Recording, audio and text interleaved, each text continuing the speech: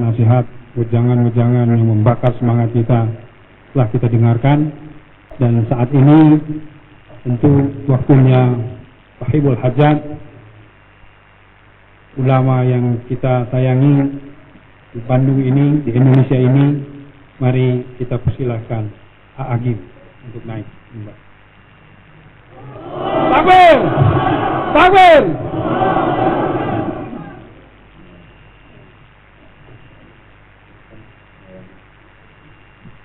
Bismillahirrahmanirrahim. Assalamualaikum warahmatullahi wabarakatuh.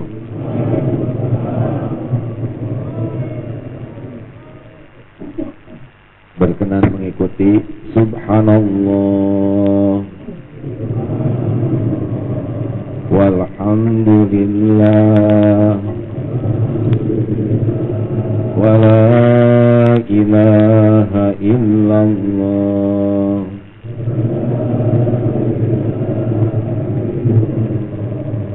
wallahu akbar la haula wala quwwata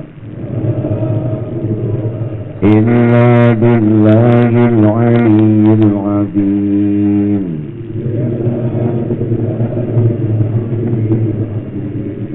Astaghfirullahal azim. Astaghfirullahal azim. Astaghfirullahal azim.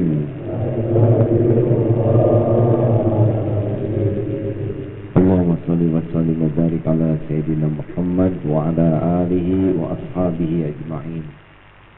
Hadirin, apakah Allah Subhanahu wa ta'ala sedang menyaksikan kita? Yakin? Allah mendengarkan apapun yang terucap. Allah Subhanahu wa ta'ala tahu isi hati kita, tahu aib-aib kita, menyaksikan setiap maksiat yang kita lakukan. Ya, mudah-mudahan di balik semua hiruk-pikuk kejadian ini kita jangan melupakan aib, dosa, maksiat yang menyelimuti kita, sehingga jumlah yang banyak tidak membuat ujub, melainkan membuat hati kita semakin merunduk malu kepada Allah Subhanahu wa ta'ala, dan mengharapkan dari pertemuan ini pertolongan Allah berupa ampunan bagi kita, karena yang sangat membahayakan hidup kita adalah dosa dan keburukan yang tidak kita sadari, tidak kita akui, dan tidak kita tobati. Mudah-mudahan Allah mengampuni kita semua. Amin. Kepada guru-guru kami yang tercinta, para ulama, habaib, juga hamba-hamba Allah yang diberi amanah untuk mengelola Jawa Barat, Bandung ini, maaf para pimpinan, semoga Allah memberikan kekuatan agar kita bisa mempertanggungjawabkan amanah ini sebaik-baiknya. Dipuji orang lain bukan karena kita mulia, kita dipuji karena Allah menutupi aib, dosa, maksiat, dan kekurangan kita. Terima kasih sekali lagi kepada semua jajaran dan sahabat-sahabat sekalian. Hari ini upaya mensyukuri 26 tahun. Nanti sesungguhnya acaranya di depan Gedung Sate jam 6 dan jam 7 di lapangan Gasibu.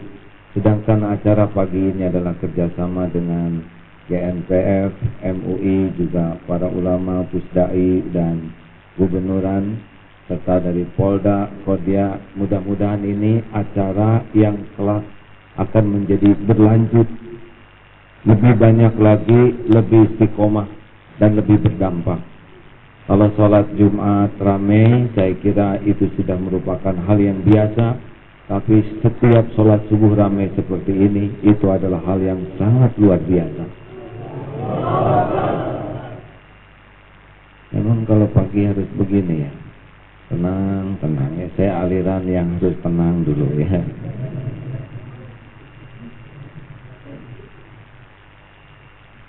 Insya Allah sesudah acara ini semoga di setiap masjid, setiap yang hadir, setiap saudara kita lain untuk ke masjid. Karena sebetulnya kita bisa ke masjid ini hanya dengan pertolongan Allah. Kalau tidak, kita pun bisa jadi sholat di rumah saja. Kenapa orang ke masjid kurang berubah sikapnya? Boleh jadi yang pertama, ke masjidnya juga kurang ikhlas, baru ingin menunjukkan siapa dirinya yang soleh.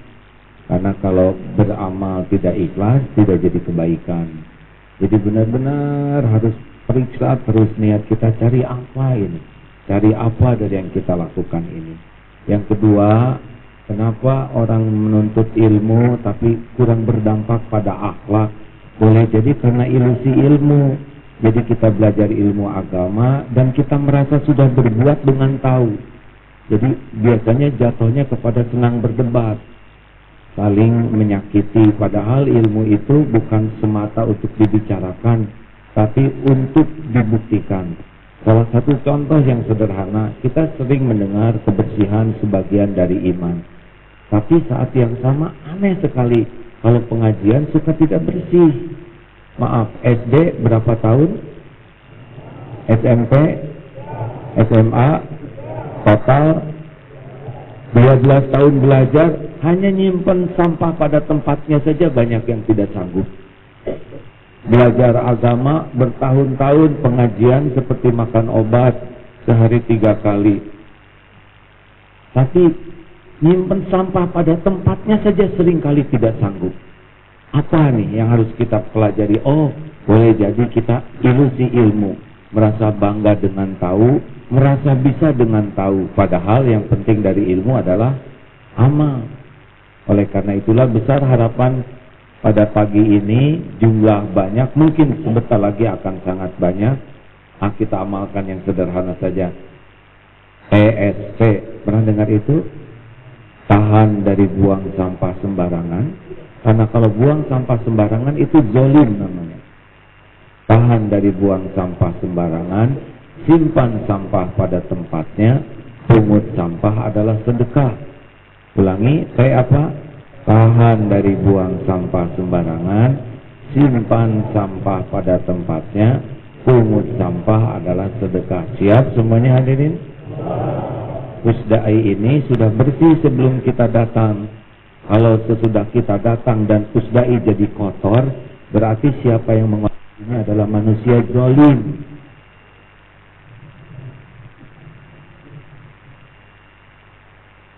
Setiap perkataan bakal dicatat, ya. Iya, kalau ada yang syukuran, alhamdulillah, mereka sedang bahagia, ya. Kita yang bersihkan, ya. Kalau pulang, pastikan pusdai ini lebih bersih. Siap semuanya? Yang kedua, besar harapan wajah kita tuh mendekati wajah Rasul. Kalau dari segi kasep mada nggak akan ketandingan, jatahnya sudah begini.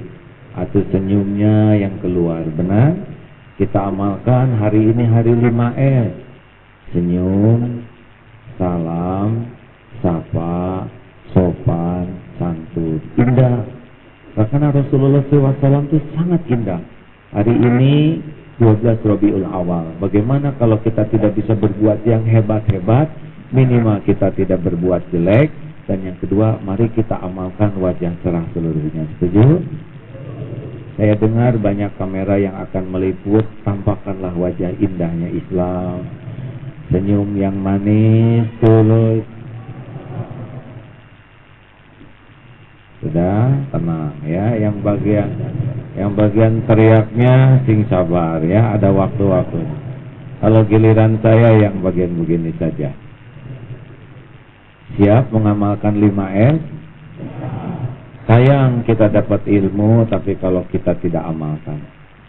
Senyum, salam, sapa, sopan, santun.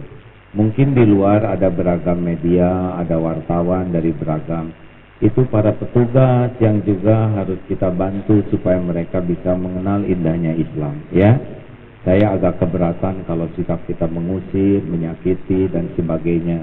Justru mereka lebih memerlukan informasi yang baik, akhlak yang baik, sehingga mendapatkan informasi yang baik untuk disebarkan. Setuju tidak hadirin? Karena Rasulullah SAW itu akhlaknya sangat indah.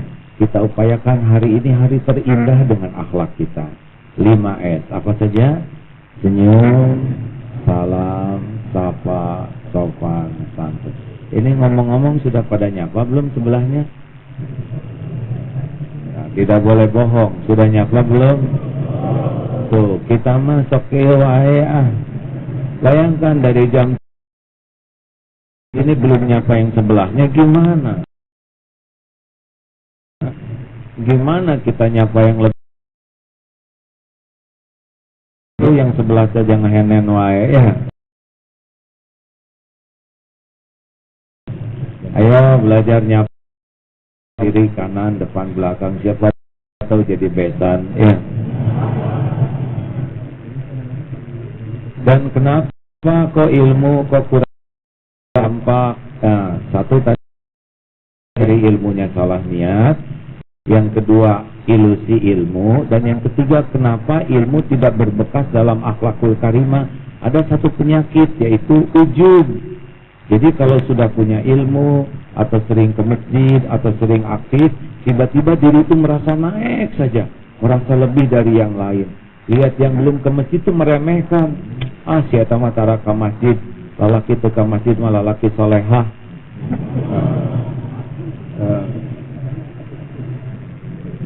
Apakah kata-kata itu akan membuat dia jadi mau ke masjid? Tidak. Tidak. Pak, Bu, kalau Allah tidak nolong, kita nggak akan sholat subuh. Kalau Allah tidak nolong, kita tidak melangkah ke masjid.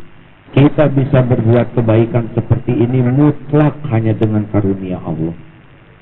Makanya kita syukur. Nah, syukur kita itu adalah ajak dengan baik, ya. Hormati. Tidak semua orang tidak mau ke masjid. Ada yang belum tahu ilmunya. Ada yang mau tapi lihat masjidnya serem, ya. DKM galak, mikrofonnya speaker kena telinga langsung jadi horor. Dia perlu bantuan supaya bisa lebih semangat, lebih tahu, lebih mau. Ada tetangga saya, lari kuat 5 kilo ke masjid 50 meter ngegoler. Ya, dia perlu digotong hadirin ya. Digotong hatinya supaya semangat. Jangan sampai kita ujub. Sekarang kita ke masjid dan Allah tahu kita sombong. Apa susahnya Allah nyabut hidayah kita? Sesudah ini jadi malas ke masjid, bahkan jadi malas sholat. Kalau Allah mau mencabut hidayah ini mudah sekali. Makanya enggak boleh jadi ujub, takabur, merasa hebat, merasa lebih, merasa mulia. Merunduk, hati itu merunduk. Lihat Rasulullah SAW pemberani tapi tawadu. Para sahabat juga pemberaninya enggak ada bandingannya, tapi rendah hati, jauh dari ujub, jauh dari sombong, dan wajahnya sama, penuh senyuman, penuh ketulusan, penuh keindahan. Masya Allah. Kita hadir bukan untuk membuat orang lain menjauh dari Islam. Kita hadir itu untuk membuat orang lain bisa merasakan keindahan Islam. Semangat hadirin. Setuju tidak? Terima kasih semuanya. Satu lagi boleh pesannya selama perjalanan ini? BRTT apa? Bersih, rapi, tertib, teratur. Kalau kita tidak bisa berjuang yang hebat-hebat, ya minimal kita tidak buang sampah, lalu kita simpan sampah pada tempatnya. Dan kalau ada sampah, pungut, jangan ragu-ragu. Hadirin, ada seorang wanita yang memberi minum, pada dia wanita kurang baik akhlaknya, memberi minum seekor anjing, dan Allah ridho melihat perbuatan, diampuni dosanya. Boleh jadi kalau sambil jalan kita pungut sampah satu, tidak ada yang lihat, tapi Allah lihat tidak? Nah, boleh jadi amal yang kecil menurut kita, sederhana menurut kita, tapi ikhlas. Dan itu hebat sekali pahalanya di sisi Allah, dibanding kita nampak, dilihat setiap orang, tapi hatinya ujub, ria, takabur, malah itu tidak diridhoi oleh Allah. Makanya pungut sampah, ya, sambil jalan tuh lihat, siapa tahu dengan mengut sampah dapat jodoh, Kan mengut sampahnya kan ceritanya gini, sampahnya dijatuhkan oleh seorang bapak-bapak, dipungut oleh saudara. Si bapak kagum ke saudara, "Dek, sudah punya jodoh belum?" Belum Pak." "Sama dong dengan bapak," kata saya.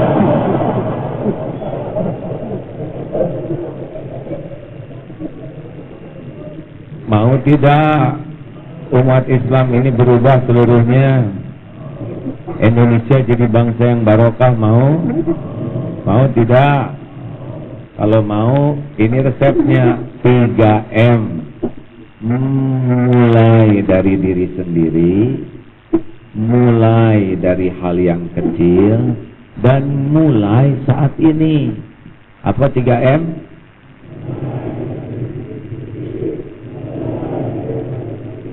Dan gitulah ya. Kalau ingin anak soleh, siapa yang duluan soleh?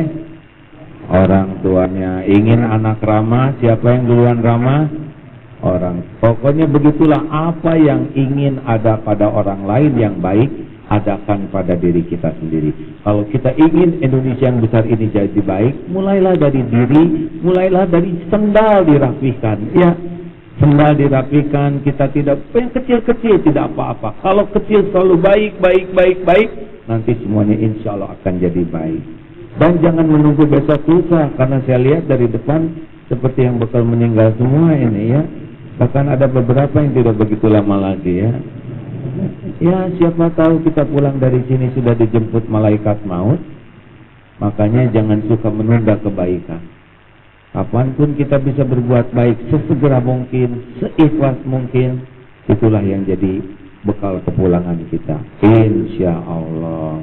Terima kasih kepada seluruhnya, khususnya dari Pusdai ini yang sudah bersusah payah dari kemarin memfasilitasi, dan terima kasih dari media berbagai pihak yang berkenan tanpa diminta dan gak kuat bayar ya meliput ini. Allah lah yang menggerakkan. Pak Tito insya Allah akan gabung ya, kemarin sudah, dan Pak Gatot semalam jam 10 nelpon minta maaf karena tugas mendadak jam 5 pagi ini harus terbang ya, semuanya sudah ada yang ngatur. Salam katanya dari Pak Gatot dan Pak Habib dan Pak Habib Rizik, Syekh Habib Rizik juga ada perwakilannya ya, yang menyampaikan beliau masih demam. Kemarin kontak masih memungkinkan, tapi Allah lah yang mengatur segalanya. Demikian sederhana saja, dan bila berkenan nanti sesudah penyampaian dari ustadz-ustadz lain jam 6 teng akan berangkat dari depan gedung sate untuk jalan bersama saudara kita yang diberikan kekhususan oleh Allah ya. Sesudah itu kita berkumpul di lapangan gazebo. Semoga terbuka hikmah banyak lewat ilmu dari para ulama, juga dari saudara-saudara kita yang disabilitas. Semoga Allah memberkahi majelis ini. Terima kasih. Walhamdulillah. Assalamualaikum warahmatullahi wabarakatuh.